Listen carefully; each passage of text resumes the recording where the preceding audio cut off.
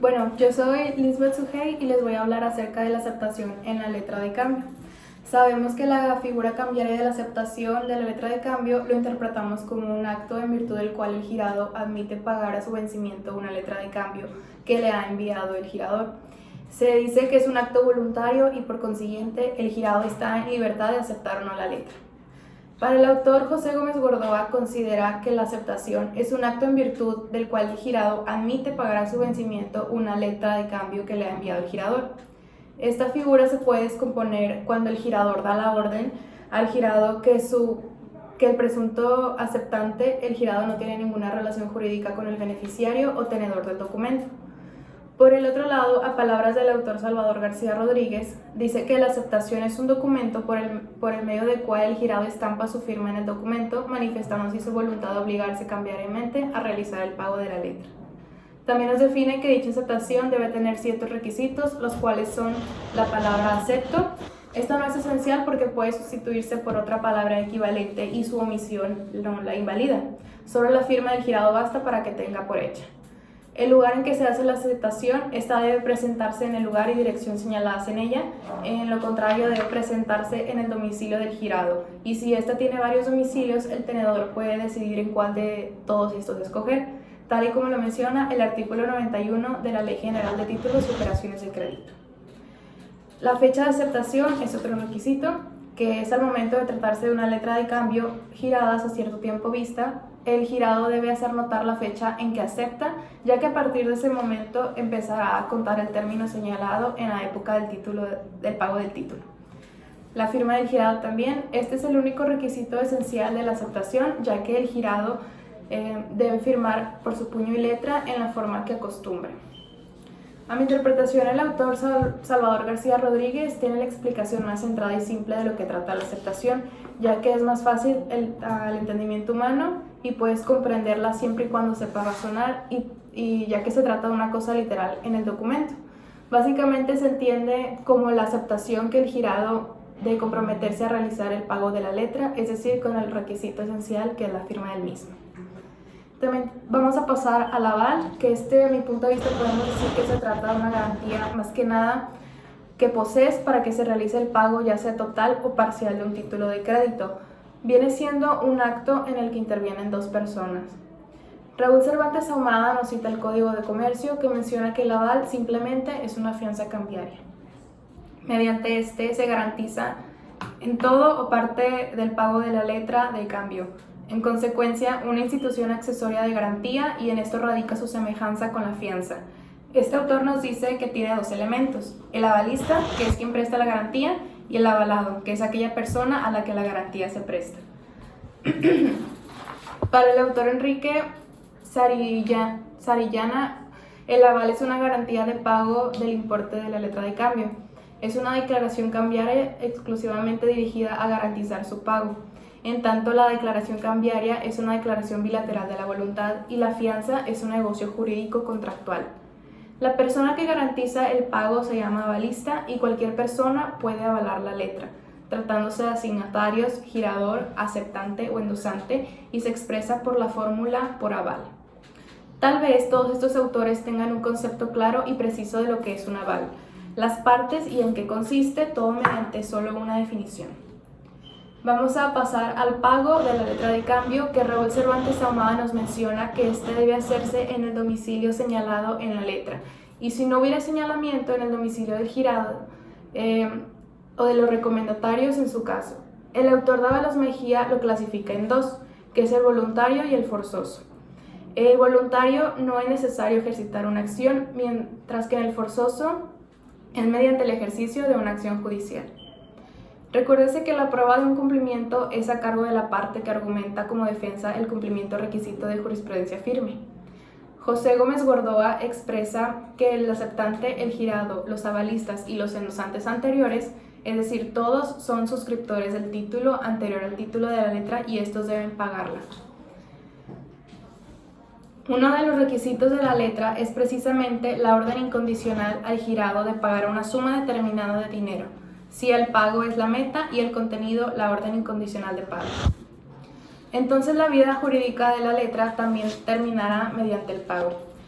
Por otra parte, nos dice que el obligado es el que debe de pagar porque este fue el único que se obligó a ello.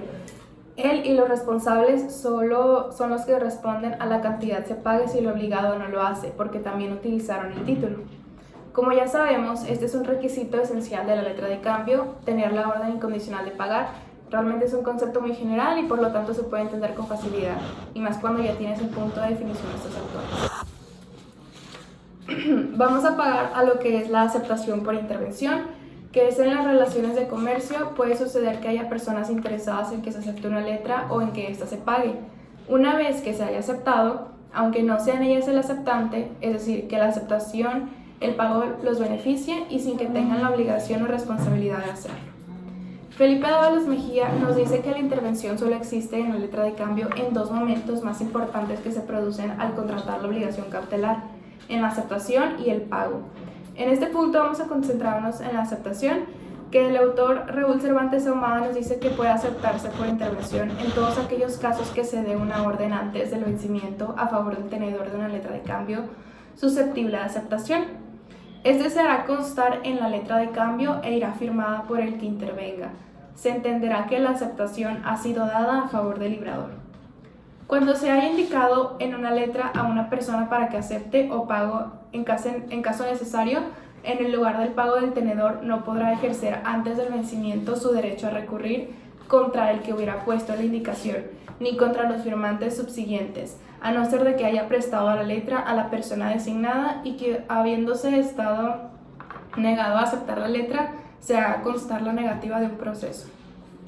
En los demás casos de intervención, el tenedor podrá rechazar la aceptación por intervención, pero si la admitiera, perderá las acciones que le corresponden antes del vencimiento, contra aquel en cuyo nombre se haya dado la aceptación y contra los firmantes subsiguientes. Para el autor Enrique Sariñana dice que se puede designar el aceptante la persona en cuyo favor lo hace, pero si no se hace, la designación se entenderá que interviene por el girador. Quedará obligado el aceptante por intervención en favor del tenedor y de los signatarios posteriores. Ambos autores nos dicen que siempre quedará a favor del tenedor, tal y como lo menciona el artículo 106 de la Ley General de Títulos y Operaciones de Crédito. Y más sin embargo, tomando estos dos puntos, yo diría que se puede ejecutar en dos momentos: que la letra sea susceptible de aceptación y que el tenedor de la letra tenga la vía de regreso antes del vencimiento de la letra. El aceptante deberá de dar inmediato aviso a su intervención a la persona por quien hubiera afectado, y esa persona podrá exigir al tenedor que, no obstante la intervención, la reciba el pago y la letra que les haga entrega de la misma. Pasamos con la obligación cambiaria, que a palabras del autor Raúl Cervantes Ahumada nos dice que queda expresa que la obligación es autónoma, y en este sentido de que es independiente la obligación en cada signatario de toda obligación que consta en el título. La acción cambiaria corresponde al derecho que compete al tenedor del título de crédito para cobrar uno de los signatarios del documento. La letra, no todos los obligados se obligan de la misma forma, una obligación del girado y la otra del girador o del aceptante. En la obligación del aceptante, este es el obligado directo al pago, cuando el girado o un simple indicario, un destinatario, da la orden de pago contenida en la letra. Al aceptar, de ser nadie desde el punto de vista obligado, se convierte en el principal obligado de la letra de cambio, es decir, el obligado directo. En la obligación del girado y signatarios, estos no quedan obligados al pago de la letra, responden que ella será pagada su obligación, por tanto es de regreso, y surgirá cuando el aceptante deje de pagar. Mas si éste paga, la obligación de regreso no habrá de tener existencia, sino que se había quedado en simple responsabilidad de potencia. Si el girado fuese a la vez beneficiario y tratase de examinarse de responsabilidad, endosando la letra con cláusula sin mi responsabilidad, no logrará su propósito porque se puede eludir la responsabilidad del endosante y no podrá eludir la del girado. Hola, mi nombre es Ashley Goretti Mesa y yo les voy a hablar sobre el aval. El aval es una forma de asegurar el pago de la letra del cambio, al tener una persona que se haga cargo de este pago por la que se haya suscrito. Los autores coinciden en tomar el aval como un asegurador del pago y estoy de acuerdo con ello. A palabras del autor Alcides Sana nos dice respecto al aval que se trata de una institución de letra de cambio y a rodear este documento de seguridad en caso de insolvencia de alguna de las personas vinculadas a la letra. Por otra parte, El autor Joaquín Garrigues nos define al aval como la garantía para el pago de la letra dada a favor de un obligado directo, que es el aceptante, o en vía de regreso, que es el endosante o librador, porque su finalidad es exactamente la de garantizar el pago. Rafael de Pina Vara afirma que el aval es una garantía del pago de importe de la letra de cambio. Los conceptos que nos dan los autores realmente son muy similares y todos coinciden en que la figura jurídica del aval constituye una garantía proporcionada por un tercero, es decir, presta mayor seguridad a la circulación de los rótulos de crédito al pago de estos. Aval puro y simple. Además, el aval puede ser puro y simple, es decir, incondicionado. De igual manera que en el endoso no debe quedar subordinado o condicionado de alguna forma, pues en caso de haberlo, se tendrá por no supuesto. ¿Quién podrá otorgar el aval? De acuerdo con el artículo 110 de la Ley de Títulos de Operaciones de Crédito, pueden otorgar el aval quien no ha invertido en la letra y cualquiera de los signatarios de ella. Esto tiene sentido, pues sería ilógico que algún obligado en el título como tal también se obligara como tenedor del beneficio del pago del título en calidad de garantía. El aval puede ser prestado por un tercero extraño al título o cualquiera de las personas con las que se haya suscrito con otro carácter. Cuando el avalista paga la letra, este tiene la acción cambiaria contra el avalado. Nota, efectivamente, el artículo 115 de la Ley de Títulos y Operaciones de Crédito habla de la acción cambiaria, pero no especifica si la cambiaria de regreso o la directa. También coinciden en que los elementos personales del aval son dos, que es el avalista, que es quien presta la garantía cambiaria, y el avalado, a la persona a la que se le presta la garantía. Son capaces para avalar los que tengan capacidad conforme a las normas de derecho común. Los menores de 21 años y mayores de 18 previa emancipación, habilitación o autorización de aquellos bajo cuya patria potestad o guardia estén obtenidas conforme la ley. Los menores de edad siempre que se dediquen al comercio de acuerdo con el artículo 7º del Código de Comercio. Los requisitos del aval son: 1. La expresión por aval es un requisito no esencial, pues puede ser situada por otras expresiones similares. Nombre del avalado. Es importante que el avalista se cerciore del nombre del avalado, esto es, de la persona por quien la da. Si no se estableciera, se entenderá que garantiza las obligaciones del obligado directo, en este caso la letra del cambio del girado. Cantidad por la que se avala. Es importante precisar la cantidad, ya que de no hacerlo se entiende que garantiza el importe total del título. Lugar en que se da el aval. Debe establecerse para fijar la autoridad judicial que corresponde ventilar las obligaciones del avalista. La fecha del aval. Aunque no indispensable, es aconsejable su anotación para determinar el momento en el que se otorgó. Firma del avalista. Este requisito es esencial. Su ausencia nulifica el aval. Lo importante que es verificar que la persona sea capaz. Ahora les voy a hablar del pago. En mi interpretación es la forma de realizar el pago correctamente. Explica el cómo debe ser según los requisitos expresos en la letra de cambio. Contempla dar un pago parcial o completo según el girado vea. Según Rafael de Pina Vara, el pago de la letra de cambio debe hacerse precisamente contra su entrega. El tenedor no podrá rechazar un pago parcial, pero debe conservar la letra en su poder mientras que no se cubra íntegramente su importe, anotando en ella el pago parcial y dando recibo por separado. El tenedor no puede ser obligado a recibir el pago de la letra de cambio antes de su vencimiento. El girado que paga antes del vencimiento de la letra de cambio queda responsable de la validez del pago. Cuando llegado el vencimiento de una letra de cambio no es exigido el pago de esta, el girado o cualquier otra persona de los obligados en ella, después del transcurso el plazo de proceso, tendrá el derecho de depositar en el Banco de México su importe a expensa y riesgo del tenedor y sin obligación de avisarle. Sobre la época y el lugar de pago nos reentendimos a lo dicho al hablar sobre los requisitos de la letra de cambio. El autor Ignacio Quevedo Coronado menciona algo que desde mi punto de vista es muy importante, pues es uno de los requisitos esenciales del aval, ya que ninguno de los otros citados autores menciona el lugar y la fecha de pago. hace énfasis en esto. Esto significa dónde y cuándo deberá pagarse el documento. Si no se indica el lugar del pago, la ley supone que se trata del domicilio del girado. Esto no es un requisito esencial en virtud de la presunción legal.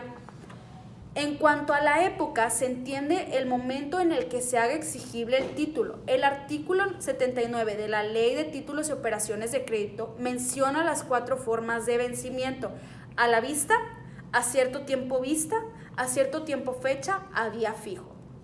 El vencimiento a la vista nos habla que así deberá quedar expresado el vencimiento del documento.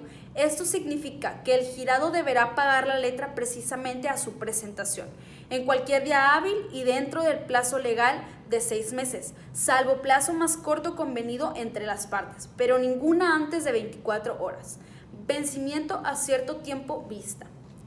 Aquí el documento tiene que presentarse al girado para que no acepte, y a partir del día siguiente a su prestación se hará efectivo según los días señalados en el plazo fijo. Ejemplo, 15 días vista. Vencimiento a cierto tiempo de fecha. El pago debe de ser el día fijado como término de plazo señalado, que empieza a contarse al día siguiente a la fecha del documento, es decir, no debe contarse en el día en el que serviría del punto de partida. Vencimiento a día fijo. El señalamiento de un día exacto para el cumplimiento de la obligación quedará sujeto a este día no sea inhábil, por lo que en tal caso se prorrogará el día hábil más próximo. Algo diferente sucede con los días inhábiles inmediatos. Estos son días naturales y sí se cuentan. No se consigna la fecha de vencimiento, se presume que es pagada a la vista. Ahora les voy a hablar del pago por intervención. Nos comenta el autor Rafael de Pina que cuando la letra de cambio no es pagada por el girado, puede pagarla por intervención en orden del siguiente: el aceptante por intervención, el recomendatario, el tercero. Un girado que no aceptó la letra como tal puede intervenir como tercero con preferencia a cualquier otro, excepto en el caso en el que la intervención de uno de los dichos terceros libere mayor número de obligados en la letra, en cuyo caso será preferido este tercero. El pago por intervención es un pago subsidiario que tiene, por ejemplo, proteger al favorecido contra el desacreditado inherente al protesto y evitarle los gastos en una serie de regresos que lleguen hasta él. Por su parte, Rodríguez y Rodríguez dice que al igual que el caso de aceptación por intervención, con el pago de intervención pretende evitarse el deshonor que supone para los obligados cambiarios la falta del pago de la letra. El pago por intervención deberá hacerse en el acto del protesto o dentro del día hábil siguiente. El notario corredor, autoridad que intervenga en el protesto para que el pago por intervención surta efectos legables, deberá hacerlo constar en un acta de protesto relativa o a continuación de ella. Sin embargo, mientras el tenedor conserve la letra en su poder, no podrá rehusar mientras el pago por intervención. Y así lo rehusaré. Dependerá su derecho contra la persona a quien el interventor ofrezca el pago y contra los obligados posteriores a ella. El tenedor está obligado a entregar al interventor la letra de cambio con la constancia del pago. Al que paga por intervención deberá indicar la persona por quien lo hace. Cuando tal indicación falte, se entenderá que él intervino en favor del aceptante y, si lo hubiere, en favor del girado. Cuando concurran varias personas ofreciendo su intervención como terceros, será preferida, ya que con la suya libere a mayor número de la obligación de la letra. Buenas tardes, mi nombre es Natalia Creen y yo les voy a hablar del protesto. El protesto es una diligencia notarial que se hace con el fin de hacer constar que no se ha querido aceptar o pagar una letra de cambio por parte del obligado principal. Todo esto para que se pueda iniciar una acción en contra de los obligados secundarios. Es decir, que si el documento tiene para este caso, un ejemplo, la letra de cambio, vamos a protestarla. Si necesitamos iniciar una acción judicial contra el avalista, del fiador, del codeudor, etc., debemos primero protestar el documento negociable. Caso del ejemplo de la letra. El protesto se puede hacer por dos razones. Primero, por la no aceptación de la letra de cambio. En este caso se debe hacer antes del vencimiento de la letra. Y segundo, por falta de pago, el cual se debe hacer dentro de los 15 días siguientes al vencimiento. El protesto se debe hacer en el mismo lugar en que se debe presentar la letra para su aceptación o para su pago. Cuando el obligado principal se encuentre ausente, el notario deberá dejar constancia y el protesto se puede hacer en la oficina del notario, cuando se desconozca el lugar donde se encuentra la persona en contra de quien se debe hacer. Según Felipe de Jesús Tena, es la certificación auténtica expedida por un depositario de la fe pública, en la que se hace constar el hecho de haberse presentado oportunamente la letra para su aceptación o para su pago, a las personas llamadas a aceptarla o pagarla, sin que éstas lo hayan hecho a pesar del requerimiento respectivo. El protesto es necesario, digan lo que quieran los no pocos impugnadores que ha tenido, puesto que el pago de los obligados indirectos está subordinado a la falta de aceptación o del pago del obligado principal. Necesitan tener aquellos la prueba segura de que no se ha efectuado el pago o no se ha prestado la aceptación, y no puede haber prueba más segura que la que resulta del protesto. Felipe de Jesús Tena señala que solo en un caso permite la ley que se recurra a un medio probatorio diferente distinto del protesto, y es cuando el girador haya dispensado al tenedor de protestar la letra insertando en ella la cláusula sin pretextos, sin gastos u otra equivalente. Pero tal cláusula, agrega dicho artículo, no dispensa al tenedor de la obligación de presentar la letra para su aceptación o para su pago, y en su caso de dar aviso de la falta de aceptación o de pago a los obligados en vía de regreso. Este autor asegura que es una consecuencia lógica de que la falta de aceptación produce el vencimiento de la letra y de que levantando el protesto por esta causa no cesa más la acción de exigir de los obligados en vía de regreso el pago de la suma cambiaria. Los autores Felipe de Jesús Tena y Rafael de Pinavara coinciden en las maneras de hacerse el protesto, que son por medio de un notario, de un corredor público titulado o en su efecto por la primera autoridad política del lugar conforme al artículo 142.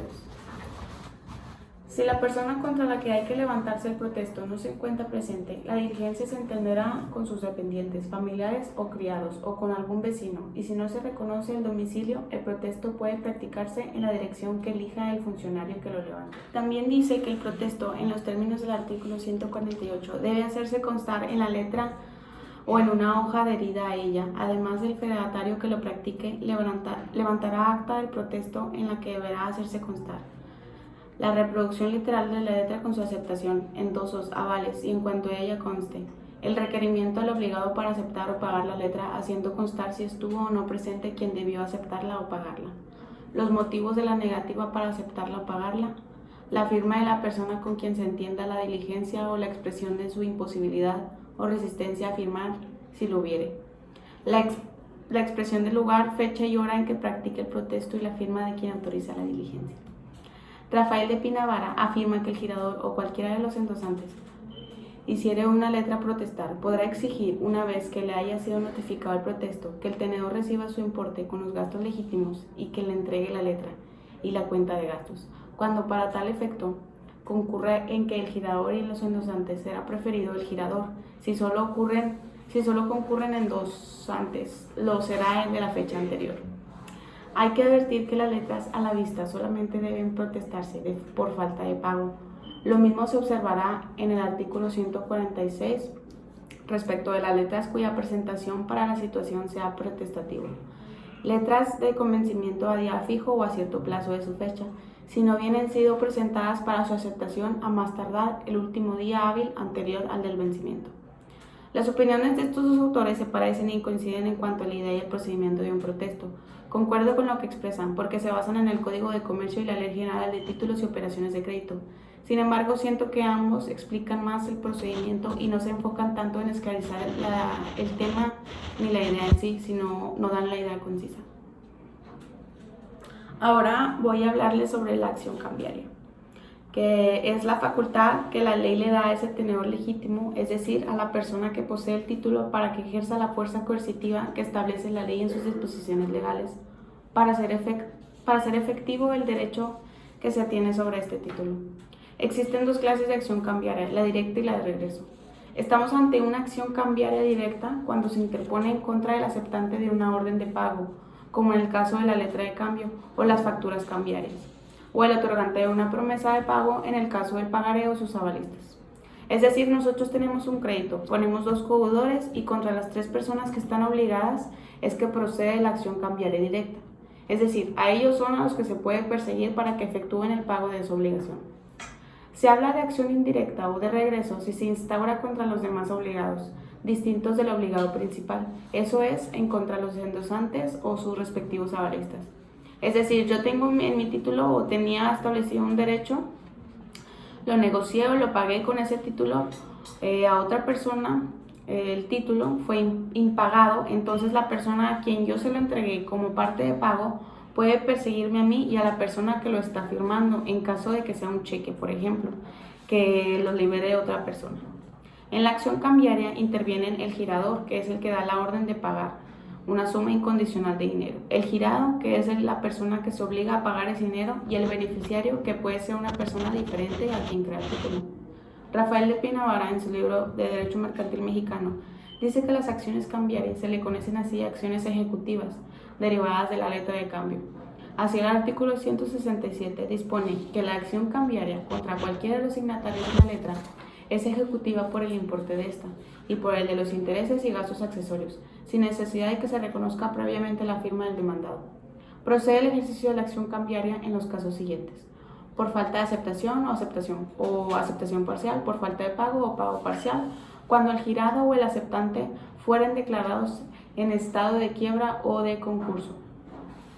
En los casos señalados, cuando es por falta de aceptación o parcial y cuando el girado o el aceptante fueren declarados en estado de quiebra, la acción cambiaria puede ejercitarse aún antes del vencimiento de la letra, por su importe total o tratándose de aceptación parcial por la parte no aceptada. De Pinavara dice que la acción cambiaria puede ser directa o de regreso. La acción cambiaria es directa cuando se ejercita en contra del aceptante o de sus avalistas. La acción cambiaria de regreso es cuando se ejercita contra cualquier otro obligado, girador, endosantes, avalistas de ambos. El autor Pedro Escobedo Felizardo nos menciona que la acción cambiaria contra cualquiera de los asignatarios de la letra es ejecutivo por el importe de esta y por el de los intereses y gastos accesorios, sin necesidad de que se reconozca previamente su firma. El demandado contra ella no puede oponerse sino las excepciones y defensas enumeradas en el artículo 8. Continúa Escobedo Felizardo diciendo que esta acción debe intentarse restituyendo a la letra al demandado y no procede sino después de que la letra hubiere sido presentada inútilmente para su aceptación o para su pago. Si la acción cambiaria se hubiera extinguido por presentación o caducidad, el tenedor solo podrá ejercitar la acción causal en caso de que haya ejecutado los actos necesarios para que el demandado conserve las acciones que en virtud de la letra pudieran corresponderle. Felipe de Jesús Tena señala en el artículo 150 que se puede decir que la acción cambiaria solo se ejercita en los 3 casos que enumera, la cual no es verdad, pues dicha acción y por tal entendemos lo que se funda en una letra de cambio, mejor diríamos en un cambiar. Puede ejercerse en los casos diversos de los enumerados, por ejemplo, cuando se probó la cancelación de una letra, cuando el tenedor se opone a la cancelación, cuando el deudor cambiario demanda la devolución del título, que a pesar de haberlo pagado continúa en poder del tenedor, etc. Continúa el autor resaltando que el artículo 152, en el que se marca claramente el contenido de la presentación cambiaria, cuando ésta se arregló al artículo 150, tiene por objeto el pago de la letra y la acción. Se dirige contra el obligado directo. La reclamación puede comprender el importe de la suma que figura en la letra de sus intereses moratorios, o sea, los causados desde su vencimiento, los gastos del protesto y demás legítimos, como los de correo para las notificaciones que prescribe el segundo párrafo del artículo 155. El premio de cambio entre la plaza que debió haberse pagado la letra y aquella en que se hizo efectiva, más los gastos de situación. El tenedor tiene derecho de cobrar la letra en el lugar designado en ella para el pago, y por lo tanto, si el demandado la cubre en una plaza distinta, justo que el tenedor pueda exigirle los gastos de cambio, es decir, los fondos necesarios para obtener la cantidad cambiaria en el lugar de pago consignado en la letra. El último tenedor de una letra debidamente protestada, así como cualquier obligado en vía de regreso en el que haya cubierto una palabra, cualquier pagador cambiario, con esta opción el aceptante que en virtud de la letra no puede tener derechos contra nadie, como no sea el de pagarla y recogerla. Puede hablar su demanda judicial contra cualquiera de los obligados anteriores. Ahora les voy a hablar de la caducidad de la prescripción. La prescripción no es una extensión del derecho técnicamente hablando, sino que es una presunción de que el derecho ha sido abandonado por su titular. Y en tanto en cuanto se presume que ha sido abandonado, el ordenamiento jurídico va a entender que no se va a poder ya ejercer este derecho. Cada ordenamiento nos va a decir el tiempo que debe transcurrir para ejercitar cada derecho o acción. Al cabo, una acción no es otro sino el ejercicio de un derecho. Una vez que pasa este plazo de la prescripción, no es algo que automáticamente sea reconocida por el ordenamiento que el derecho se ha extinguido. Como decimos, el derecho no se extingue de forma automática, sino que es una presunción de extinción. La caducidad sí es extinción puramente hablando, que extingue o evita el nacimiento de un derecho. Es una extinción por el transcurso del tiempo que opera de forma automática y es reconocido de oficio por los tribunales. La prescripción presume que el derecho está extinguido por abandono, por lo tanto, el ordenamiento va a evitar que ese derecho pueda ser alegado. Es una facultad que se le concede al obligado como una defensa y la caducidad del ordenamiento entiende que el derecho se ha extinguido. El derecho no existe más, por lo tanto, es aplicable de oficio y no es necesario que el obligado le invoque. Rafael de Pina Vara, en su libro Derecho Mercantil Mexicano, cita a Felipe de Jesús Tena, en donde afirma que la acción cambiaria, ha dicho, impide que nazca el derecho cambiario, porque no se llenaron las formalidades requeridas para preservar la acción cambiaria. La prescripción supone la pérdida de la acción cambiaria, por no haberla ejercido en los plazos legalmente establecidos. La caducidad implica el nuevo nacimiento del derecho cambiario. Cuando éste existe, pero no se ejercita en determinado tiempo, prescribe. La acción cambiaria de cualquier tenedor de la letra contra el aceptante por intervención contra el aceptante de las letras domiciliadas caduca por no haberse levantado debidamente el protesto por falta de pago o cuando haya dispensa de protesto por no haber presentado la letra para su pago al domiciliatario o al aceptante por intervención dentro de los 2 días hábiles que sigan al del vencimiento. Los términos que dependen de la caducidad de la acción cambiaria, dice el artículo 164 de la Ley General de Títulos y Operaciones de Crédito, no se suspenden sino en caso de fuerza mayor y nunca se interrumpen. La acción cambiaria prescribe en 3 años contados, a partir del día del vencimiento de la letra o en su defecto, desde que concluyen los plazos de presentación para la aceptación, 6 meses o para el pago cuando se trate de las letras de convencimiento a cierto tiempo, vista o a la vista respectivamente. Pedro Escobar Felizardo nos da la distinción entre prescripción y caducidad. Afirma que con frecuencia jueces y litigantes suelen confundir estas instituciones, creyendo erróneamente que la caducidad es una especie de prescripción abreviada. Estimamos prudente y necesario para llegar a la meta de este trabajo, establecer la diferencia en el orden jurídico y procesal que existe entre las mismas, porque se han presentado frecuentemente casos en que jueces no tienen una idea precisa y clara del concepto de caducidad y prescripción. Niegan a apreciar la ejecución contra el aceptante cuando una letra de cambio no ha sido protestada, aduciendo erróneamente que este título de crédito, por la falta del protesto, carece de fuerza contraria. La caducidad supone un hecho positivo para el nacimiento y ejercicio del derecho. En cambio, la prescripción supone un hecho negativo, originado en la inercia de la obdulía. El ejercicio del derecho que dimana del título de crédito con que debería accionarse, originando la pérdida de ese derecho. Buenas tardes, mi nombre es Deborah Guadalupe Rosales Alanís y voy a hablar sobre el ejercicio de la acción cambiaria. Se llama acción cambiaria a la que asiste el tenedor legítimo de la letra de cambio, del cheque o pagaré, para cobrar su importe, intereses y ciertos gastos de los obligados según el título. En la letra de cambio del pagaré la acción puede ser directa o de regreso. Para el profesor Tena nos explica perfectamente el contenido del artículo 163 de la Ley General de Títulos y Operaciones de Crédito y nos dice que para mejor comprensión del mencionado precepto debe tenerse en cuenta que solo el girador aceptante y sus avalistas son deudores directos y principales. Todos los demás signatarios de la letra son obligados, indirectos o en vía de regreso, y con quienes puede el tenedor proceder a falta de pago del girador aceptante y de sus avalistas. Los avalistas del aceptante no son obligados de regreso, y por lo mismo la acción del tenedor no puede caducar, porque como lo vemos en el artículo 116, en este se sitúa en idéntica línea del avalista y el avalado, por lo que vea las acciones que contra ellos puede ejercerse.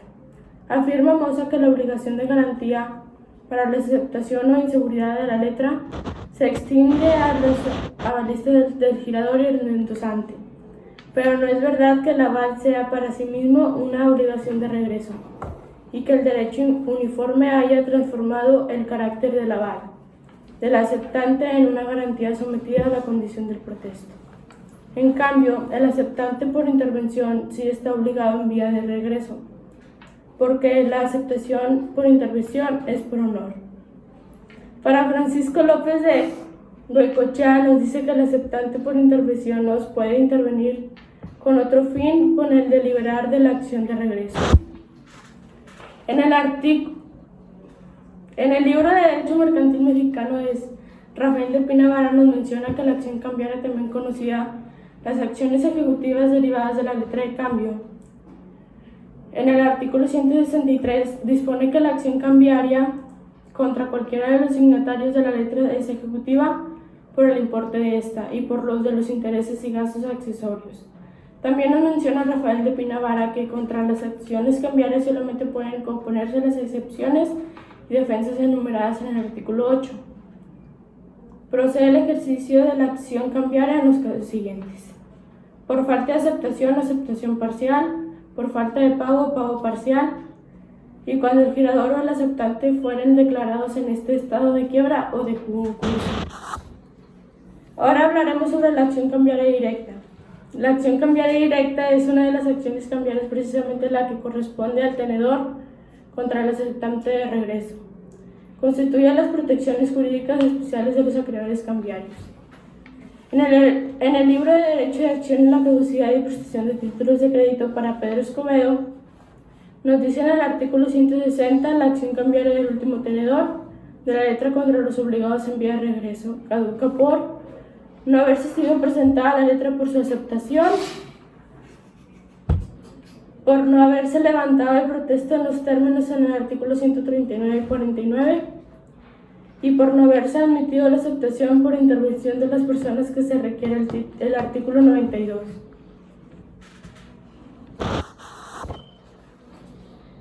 También nos dice dicho autor que la legislación mexicana para el ejercicio de la acción cambiaria directa no es preciso que haya percibido el requisito del protesto de la letra. En el libro de títulos de crédito de José Gómez Córdoba nos dice que existen dos clases de acciones cambiarias, la directa y la de regreso. Aquella se deduce contra el aceptante o sus avalistas, está contra cualquier obligado, conforme a la distinción tragente que establece el artículo 151. La acción cambiaria se ejercita cuando ha habido falta del cumplimiento de las obligaciones contenidas en el título de crédito. La acción cambiaria es directa o indirecta o en vía de regreso. Es como si gráficamente se estableciera una flecha indicativa de la dirección del ejercicio de la acción cambiaria dentro del documento. El derecho incorporado en el título faculta a su titular para cobrar, con el auxilio del Poder Judicial, en contra del principal obligado de la persona que falte, tiene que pagar la letra de cambio, que es el aceptante contra el que se ejercita la acción directa. Ahora pasaremos a hablar sobre la acción de vía de regreso, que es un concepto usado en comercio y prácticas comerciales. Es un acto legal de un tenedor que existe al último endosante por la vía judicial el pago correspondiente de un título de crédito tanto del avalista como del aceptante. Dicha acción tiene un periodo de caducidad de 3 años. Para el autor Francisco López nos dice que la acción de regreso o vía de regreso no es la acción de regreso típica que puede originarse como consecuencia de la letra de cambio. La acción de regreso regresiva se produce tanto en el derecho mercantil como en el civil. También nos señala dicho autor que el librado de una letra de cambio adquiere dos obligaciones fundamentales: que ese librador se compete a la letra que sea pagada y si el tenedor lo deseado, y también que el librador debe aceptar la letra para garantizar el cumplimiento de la obligación. En el libro de título de crédito de Felipe de Tena nos menciona que la acción cambiaria de regreso, o sea, la que puede ejercitarse el tenedor de una letra de cambio contra los obligados indirectos.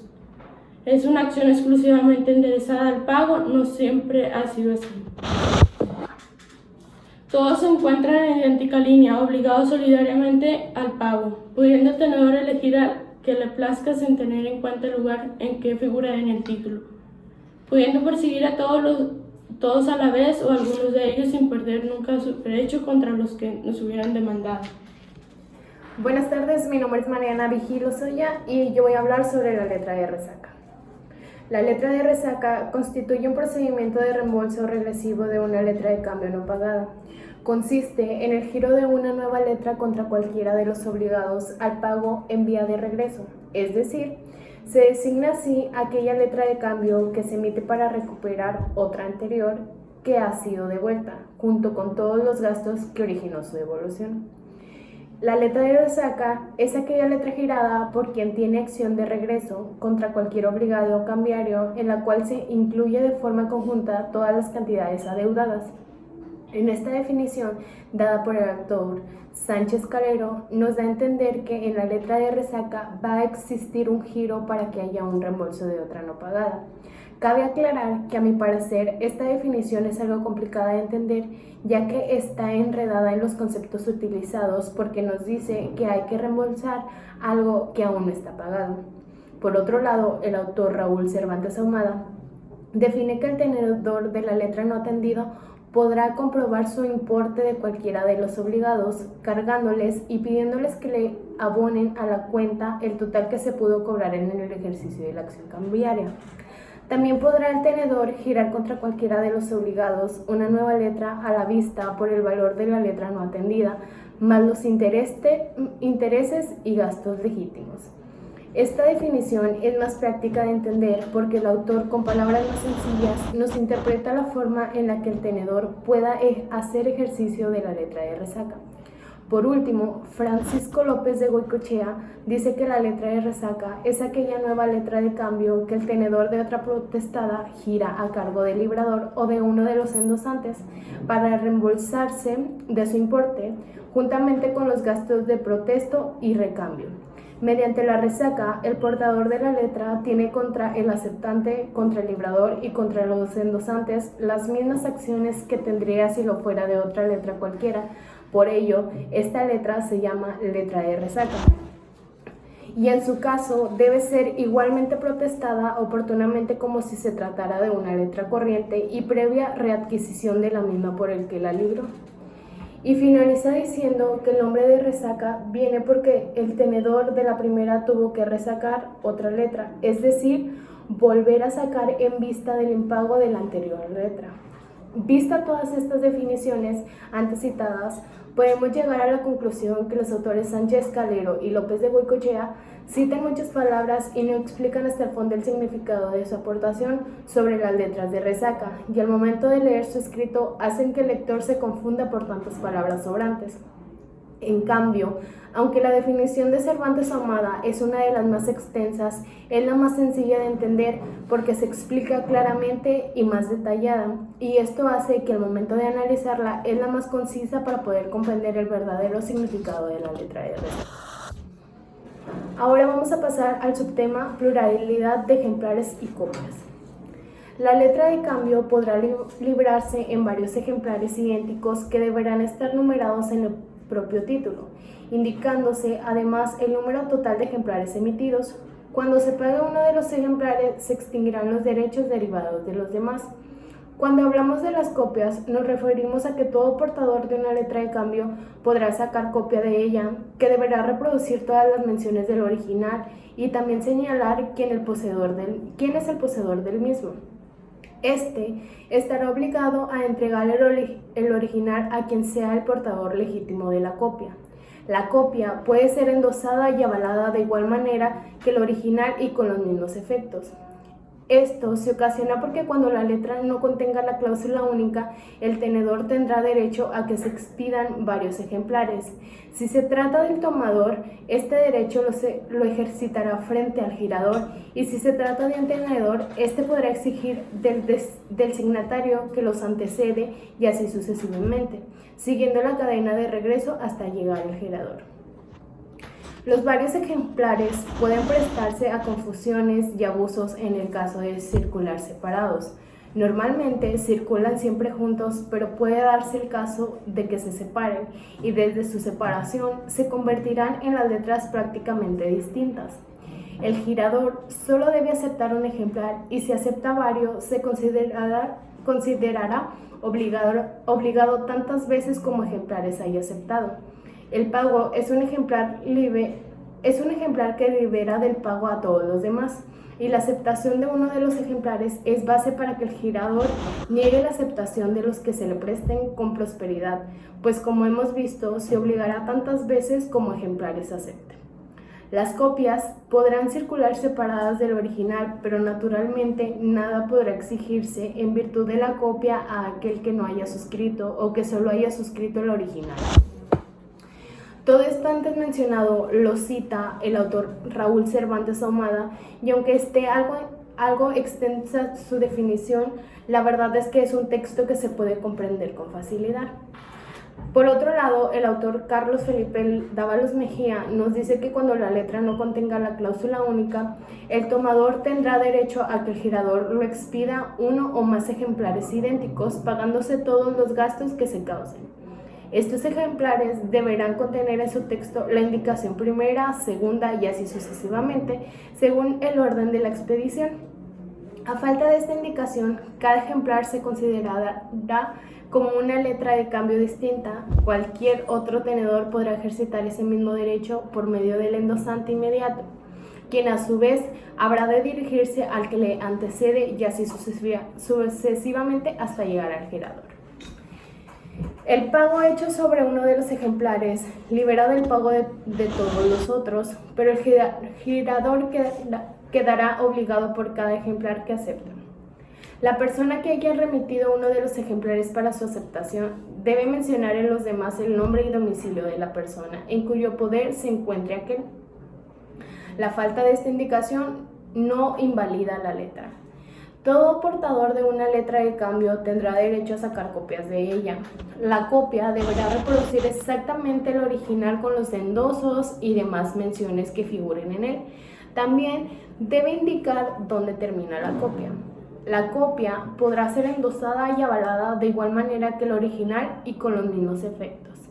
La copia deberá indicar quién es el poseedor del título original y éste estará obligado a entregar dicho título al portador legítimo de la copia. Si se negare a hacerlo, el tenedor no podrá ejercitar su acción contra las personas que hayan endosado o avalado la copia, sino después de hacer constar mediante protesto que el original no le ha sido entregado a pesar de habérselo pedido. Cuando el título original, después del título endoso, puesto antes de hacerse la copia, lleve la cláusula, a partir de aquí el endoso no valdrá más que en la copia, o cualquier otra fórmula equivalente. Todo endoso firmado posteriormente en el original será nulo. Como podemos ver, este autor desglosa más a fondo el concepto ya antes visto, y esto hace que al momento de interpretarlos nos resulte más fácil hacerlo, porque desde mi punto de vista, este autor solo explicó lo necesario y no metió información que al final nos iba a sobrar. Guillermo Jiménez Sánchez nos dice que todos los ejemplares deberán reproducir el contenido del libramiento, amparado por la firma autógrafa del librador, y también reflejarán endosos, avales y aceptación igualmente cubiertos con firmas autógrafas.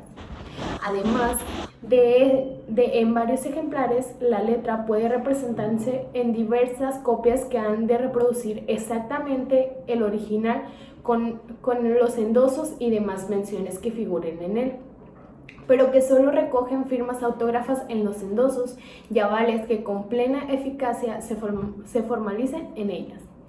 Comparando a los autores, podemos concluir que dos de ellos en algunas ideas concuerdan con lo que dicen y tienen comentarios comunes.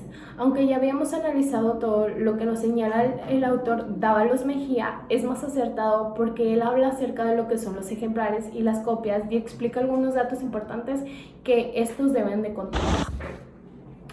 Ahora pasamos al subtema, la acción causal. La acción causal es la acción extracambiaria que puede promover el portador legitimado de una letra de cambio contra el firmante inmediato anterior que lo garantiza en el nexo cambiario. El objetivo de esta acción es obtener la prestación debida por la relación fundamental que fue causa de la creación o transmisión del título valor. En otras palabras, obtener la prestación que consta en el título. El tenedor, una vez llegado el vencimiento de la letra, es necesario que vuelva a prestar la letra al pago y, siendo necesario, levante el oportuno protesto o declaración equivalente. Esta definición, dada por el autor Enrique Gadea, me resulta escasa de información porque solo explica demasiado sencillo el concepto y no se va tan al fondo de cómo nosotros podemos interpretarlo. El autor Carlos Felipe Dávalos Mejía nos menciona que esta acción es autónoma de la cambiaria, pues subsiste si ésta se pierde, pero siempre que se derive del negocio que originó el título y se pruebe que en tal negocio no hubo novación, ya que si la hubo, como la obligación anterior desapareció, la nueva se lleva de acuerdo con su propio régimen. La acción causal debe de tener ciertos requisitos y vamos a mencionarlos. La acción cambiaria debe haber prescrito o caducado. Puede interpretarse contra el obligado o contra los endosantes. Para que proceda, debe haberse presentado el título para su aceptación o pago sin obtener resultados. El actor debe haber hecho todo lo necesario para que el demandado no pierda las acciones que tenía gracias al título. Y por último, debe restituirse el título al demandado. La procedencia de la acción cambiaria depende igualmente de que, sin excepción, su origen sea el mismo negocio que generó el título y no alguno colateral, paralelo o conexo a él. Finalmente, tal negocio debe subsistir. Es decir, aunque la acción causal se intente contra el negocio que originó el título, si el negocio fue objeto de innovación, la acción causal no procede y la naturaleza del nuevo negocio calificará la vía y la acción que correspondan. Por otro lado, el autor Rafael de Pinavara explica que en esta acción debe intentarse restituyendo la letra al demandado y no procede después de que la letra haya sido presentada inútilmente para su aceptación o para su pago conforme a la ley. Para acreditar estos extremos podrá suplirse el pretexto por cualquier otro medio de prueba. Cuando la acción cambiaria se hubiera extinguido por otra prescripción o caducidad, el tenedor solo podrá ejercitar la acción causal si ha ejecutado los actos necesarios para que el demandado conserve las acciones que en virtud de la letra pudieran corresponderle. Citando de nuevo al autor Raúl Cervantes Ahumada, menciona que es la acción derivada del acto que dio origen a la creación o transmisión de la letra. Para ejercitar dicha acción, deberá el tenedor devolver la letra y haber realizado todos los actos necesarios para que su obligado en la relación causal conserve todas las acciones derivadas de la letra. La opinión de Rafael de Pinavara, aunque es sencilla, es muy concisa en muy poco texto, nos interpreta lo que es la acción causal. A mi parecer, la crítica de Dávalos Mejía es muy acertada porque en ella explica algunos de los requisitos para la acción causal, para que la acción causal se cumpla adecuadamente, y creo que estos dos autores ya antes mencionado están en lo correcto y se complementan el uno con el otro. Por último, veremos la acción de enriquecimiento, que esta es una acción residual, subsidiaria y supletoria que solo se puede utilizar en los casos en que no se puede utilizar acciones cambiarias ni la acción causal, y siempre que concurran los requisitos necesarios propios del enriquecimiento injusto. La acción de enriquecimiento permite que el portador de una letra de cambio carezca ya de acciones cambiarias por caducidad o prescripción de ellas y que no cuente con acción causal contra su garante inmediante, pueda accionar contra el integrante y de nexo cambiario. Nos menciona el autor Carlos Felipe Dávalos Mejía que esta acción es claramente subsidiaria de las cambiarias y la causal pues solo procede si ésta se extingue. El actor debe carecer tanto de la acción cambiaria como de la causal, no solo contra el obligado, sino también contra los endosantes. A diferencia de la acción causal, en la del enriquecimiento, la ley sí previene un plazo específico de prescripción que es de 1 año desde la caducidad de la cambiaria. Dicha acción ni es cambiaria ni se basa en el negocio que le dio origen al título. Solo puede fundarse en que el demandado se enriqueció en daño del tenedor y procederá únicamente cuando se pruebe el empobrecimiento de este y el enriquecimiento de aquel, ligados entre sí por una casualidad, la falta de pago del documento. Pasando a otra definición de la acción de enriquecimiento, el autor Enrique Gadea dice que tiene como presupuesto que el tenedor hubiere perdido tanto las acciones cambiarias como las causales frente a todos los obligados. En este caso, podrá dirigirse contra el librador, el aceptante o un endosante, exigiéndoles el pago de la cantidad con la que se hubiesen enriquecido injustamente en su prejuicio como consecuencia de la extinción de la obligación cambiaria, por prescripción o por emisión de los actos exigidos por la ley para la conversación de los derechos que deriva del título. Rafael de Pinavara nos menciona que cuando el tenedor no puede ejercitar ninguna de las acciones citadas cambiarias o causales, la ley otorga otro remedio, que es exigir del girador la suma de que se vaya enriquecido en su daño. Mediante esta acción llamada de enriquecimiento, el tenedor puede obligar al girador a que la repare en parte o totalmente la pérdida sufrida por la falta de pago de la letra. La acción, pasando a otro autor, Cervantes Ahumada, menciona que la acción de enriquecimiento se da solo contra el girador.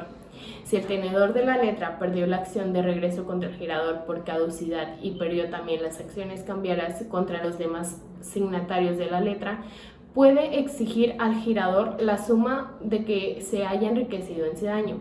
Se trata de una acción típica de enriquecimiento injusto que se da solo contra el girador porque normalmente es el único que puede enriquecerse en virtud de la letra por su creador. El aceptante que paga no podrá ejercitar acción de enriquecimiento porque está complementa el tenedor de la letra y el aceptante no puede como principal obligado que es convertirse en tenedor.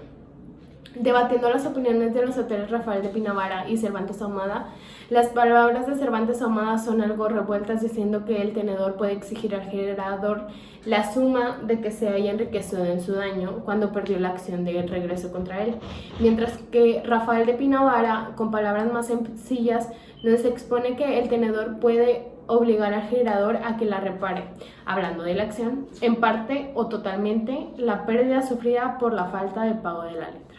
Bueno, pues ahora pasaremos a hablar sobre el pagaré. Sabemos que el pagaré es un documento que extiende y entrega a una persona a otra mediante el cual contrae la obligación de pagarle una caducidad de dinero en la fecha que figura en él. El pagaré es un acto de comercio de lo negociable, cosa mueble y de título de valor contenido creditario de dinero y por el consiguiente negocio jurídico unilateral. También es el que se documenta una sola declaración de contenido evolutivo vinculante, procedente de una sola parte, recepticia y dirigida a una persona incierta en su creación, y como título de valor es propietario, constitutivo y dispositivo, que reúne los caracteres literal, autónomo, abstracto y completo, con poder de legitimación, en virtud del cual el librador, girador o deudor se obliga por escrito pura y simplemente. En el libro de títulos de crédito de José Gómez Gordoa nos menciona que la acción en vía de regreso o indirecta no va al tenedor del documento contra el principal obligado, sino hacia atrás. Es un procedimiento al revés que puede ejercerse contra todos los actos del girador. Vamos a hablar también de los requisitos que debe tener un pagaré, que según Ignacio Cobedo, los requisitos del pagaré son que tenga la mención de ser un pagaré, la promesa incondicional de pagar, el nombre de la persona a quien va a hacerse el pago, lugar y época del pago, la fecha y lugar en que se suscribe el documento y por último la fecha del suscriptor o a la persona que firma en su ruego. En relación con la época del pago, se aplican las 4 formas de vencimiento para la letra de cambio. Si no se menciona la fecha de vencimiento en el texto mismo, se entenderá pagado a la vista. El suscriptor equivale al aceptante en la letra de cambio si el obligado principal. Por su parte, Rafael de Pina nos dice que los requisitos son los siguientes, que es la mención de que tenga letra de cambio, la promesa incondicional de pagar una suma determinada de dinero en nombre de la persona a quien ha de hacerse el pago, el lugar de la época de pago, la fecha y la firma del suscriptor. En relación con el segundo, que la promesa es incondicional, lo que distingue a otros títulos de crédito, especialmente el de la letra de cambio y el cheque. El pagaré debe indicar el nombre de la persona a quien debe pagarse. No podrá, al igual que la letra de cambio, emitirse un pagaré al portador y que así se emita, lo valdrá como tal.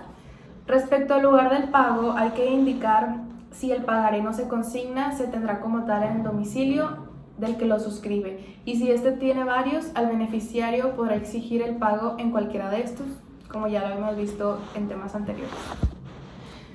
La presentación solo tendrá el efecto de fijar su vencimiento. La presentación se comprobará por vista suscrita por el suscriptor del pagaré o en su defecto por acta ante notario o corredor.